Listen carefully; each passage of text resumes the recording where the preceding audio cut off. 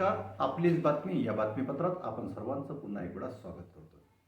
आजचा विषय आहे, एकीकडे शिक्षण प्रणाली ही दिवसेंदिवस बदलत चालली. अशात शिक्षण घेताना मोठ्या प्रमाणात जी स्पर्धा आहे, या स्पर्धेत ग्रामीण क्षेत्रातील विद्यार्थ्यांना जेव्हा यश मिळतं तर त्याचा आनंद काही आगळा वेगळाच असतो. असाच नुकतेच 10वी CBSE पॅटर्नच्या बोर्डच्या एक्झाममध्ये चांदूरबाजार येथील श्रेया पंकज शिरभाते हिला चक्क 93% मार्क्स मिळाले.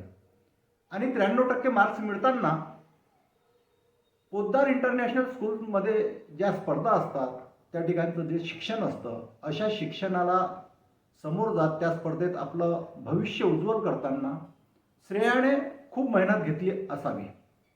चांदूरबाजार येथून अमरावतीचा प्रवास आणि त्या प्रवासानंतर शिक्षण आणि शिक्षणातून स्पर्धा परीक्षेतून स्वतःला मिळालेलं यश हे खरोखर खूप मेहनतीचं काम असतं.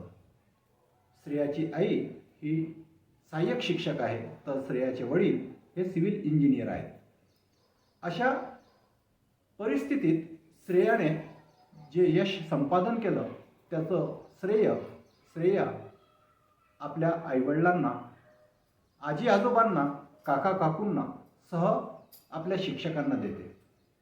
चांदूरबाजारचं नाव श्रेयाने लौकिक केलं, सोबत आईवडिलांचं व आपल्या कुटुंबाचंही नाव लौकिक केलं.